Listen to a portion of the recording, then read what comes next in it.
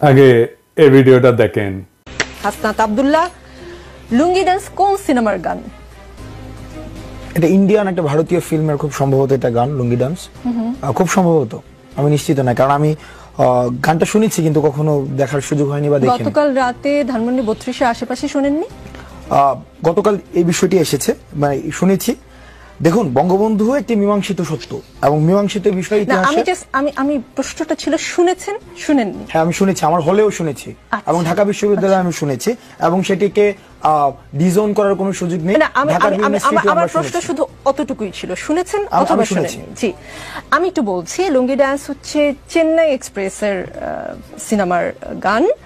এটা 2013 সালে মুক্তি পেয়েছে সিনেমাটি, এবং এই গানটিতে কণ্ঠ দিয়েছেন হানি সিং নামে একজন গায়ক, এবং এই গানটি রজনীকান্তকে ট্রিবিউট করে এই গানটি করা। মানে তারা তাদের সিনিয়র অভিনেতাদেরও এতটাই সম্মান দেন যে এইরকম একটা বড় সিনেমায় শুধুমাত্র তাকে ট্রিবিউট করে একটি গান করা হয়েছে।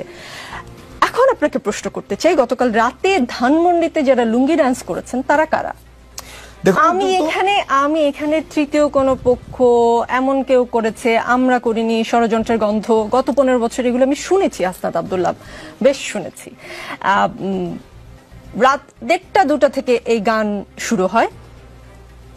আমাদের সংবাদকর্মী ছিলেন সেখানে 2-3 ঘন্টা বা তারও বেশি সময় ধরে চলে। এতক্ষণ পর্যন্ত আপনাদের কানে খবরটি যায়নি এবং আপনারা এসে সেটা থামানোর চেষ্টা করেননি। এইটা কি আসলে আমাকে বিশ্বাস করতে বলেন? মাইয়ার খুব লাগিছে লুঙ্গি ডান্স নিয়ে দেখতেছি। দাঁড়াও মাইয়া, তোমার ড্যাডির লুঙ্গি খুলে দিচ্ছি, আসো। লুঙ্গি ডান্স কেন দেওয়া যাবি না? শেখ মুজিবকে খুব বেশি বুঝে গেছো না?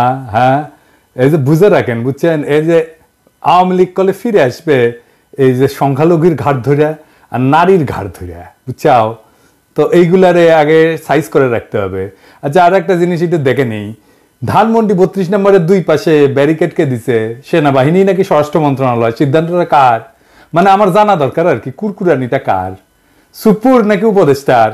32 নম্বরকে প্রোটেকশন দেওয়া যাবে না, সোজা হিসাব। 32 নম্বরের সাথে আমাদের সকল বোঝাপড়া শেষ হয় নাই। যে ব্যারিকেড বসাইছেন সেটা সরান। ভালো করে কইতেছি, ব্যারিকেড না সরাইলে কিন্তু মহাবিপদে পড়বেন। লাঠিগুলি টিয়ার গ্যাস দিয়ে বিপদ ঠেকাইতে পারবেন না। কি বিপদে পড়বেন ভিডিওর শেষে কমুনি। ধানমন্ডি 32 নম্বরের সাথে আমাদের হিসাব আছে। ওই বিল্ডিং এর প্রত্যেকটা ইট জনগণ খুলে নেবে, তারপরে ওই বিল্ডিং এর মুক্তি। জনগণের সাথে ফয়সালা শেষ। অনেকে কইতেছেন মুজিবের কি কোনোই ভূমিকা নাই? থাকবে না কেন? হাসিনার মতো একটা রাক্ষসী জন্ম দিছে। মানুষের ঔরসে রাক্ষসী জন্মানোর তো কোনো উদাহরণ নাই আগে, তাই না? আর মুজিব কি করেছে? স্বাধীনতার নেতা ছিল। আসেন এই বিষয়টা দেখি। তো মুজিবের যদি স্বাধীনতার জন্য অবদান থাকে, তো জিন্না সাহেবেরও আছে না? আছে তো। তিনি না থাকলে কি আমরা এই মানচিত্র পাইতাম বাংলাদেশের? এই মানচিত্রটা কার দেওয়া? এটা তো জিন্না সাহেবের দেওয়া। তো জিন্না সাহেবকে আমরা এখন সেলাম ঠুকি নাকি? হ্যাঁ, কি মানবেন? আজ আর একটা উদাহরণ দিই ইতিহাস থেকে। মুসলিম লীগ আমাদের জমিদারি উচ্ছেদ আন্দোলনের নেতৃত্ব দিল। আমাদের যুগ যুগের এই যে তিতুমির যে লড়াই করলো, হাজী শরীয়তুল্লাহ লড়াই করলো, এই যে নুরুদ্দিন লড়াই করলো, কার জন্যে? জমিদারি উচ্ছেদের জন্য। তো এই জমিদারি উচ্ছেদ আন্দোলনের নেতৃত্ব দিল কে? মুসলিম লীগ। তো জমিদারি প্রথা উচ্ছেদ করলো কে? আমাদের প্রথম রাষ্ট্র পাকিস্তান উপহার দিল কে? মুসলিম লীগ। তো আমাদের পূর্ববঙ্গের সব রাজনৈতিক নেতৃত্ব করতো মুসলিম লীগ। মৌলানা ভাসানী বলেন, শেখ মুজিব বলেন, শেরে বাংলা বলেন, সবাই কে না? এই মুসলিম লীগ তারপরে ক্ষমতায় যায় জনগণের বিরুদ্ধে দাঁড়ায় মুসলিম লীগ নিশ্চিহ্ন হয়ে যায় নাই? আমরা কি এখন মুসলিম লীগের নামে জয়ধ্বনি দেই, জয়গান করি? মুসলিম লীগের নামে করি না। এত গৌরবজনক অর্জন থাকা সত্ত্বেও তো কেন করি না? তাইলে ওটার জবাব দেন আগে। আচ্ছা, আর একটা এক্সাম্পল দেই ইতিহাস থেকে। বাংলায় বর্গিরা আসতো, জানেন তো? ওই যে খোকা ঘুমালো পাড়া জুলালো, বর্গি এলো দেশে, বুলবুলিতে ধান খেয়েছে, খাজনা দেবো কিসে? 1741 সাল থেকে মারাঠারা বাংলায় আক্রমণ করে লুটতরাজ, ধর্ষণ, কি না কি, খুন খারাপি, এই সমস্ত চালাইতে থাকে। পরবর্তী দীর্ঘ 10 বছর ধরে মারাঠাদের এই আক্রমণ চলতে থাকে। এরাই হইতেছে সেই বর্গি যাদের কথা আমি বলছি আগের এপিসোডে। সে অংশটা দেখান এডিটর সাহেব, গঙ্গারামের কবিতা সহ। সবাই পালাই গেছে বর্গি আসার খবরে, তারপরে গঙ্গারাম লিখতেছে, এই মতে সব লোক পলাইয়া যাইতে আচম্বিতে বর্গি গেরিল আইসার সাথে। মাঠে গেরিয়া বর্গি দেয় তবে সারা, সোনা রূপা লুটে নেও আর সব সারা। কারু হাত কাটে, কারু নাক কান, একই চোটে কারু বধে পড়ান। মোহিনী স্ত্রীলোক বান্ধি ধৈরা লইয়া যায়, আঙ্গুঠে দড়ি বান্ধি দেয় তার গলায়, একজনে ছাড়ে তারে আর একজন ধরে, রমণের ভারে তাই শব্দ ফারে, আকাশ বাতাস কান্দে কান্দিছে পাষাণ, রাখো কৃষ্ট কালী আল্লাহ ভগবান। কি বুঝলেন? শুধু সম্পদ লুইটা মাইরা কাইতেই যাইতো না, নারীদেরকে নিদারুণ অসম্মান করত। এই ইতিহাস আপনাকে কেউ বলছে? বলেনি, বলবেও না। শুধু শুনবেন 2 লাখ মা বোনের ইজ্জতের বিনিময়ে স্বাধীনতা পাইছি, যেন এর আগে কোনো আমাদের ইতিহাস নাই। এই যে বর্গীদের অত্যাচার, এই যে বর্গীদের আক্রমণ, এই যে বর্গীদের নিপীড়ন, এটা বর্গীদেরকে কে পরাজিত করছিল জানেন? কে বাংলার অসহায় মানুষদের মুক্তি দিছিল বর্গীর অত্যাচার থেকে নিজ বিক্রমে? কে? কোন সেই বীর জানেন? জানেন না? না, নাম বললে অবাক হবেন। সে মুক্তিদাতার নাম আমরা জানি, কিন্তু তার এই অবদানের কথা আমরা কখনো বলি না, বলবো না। কেন বলবো না?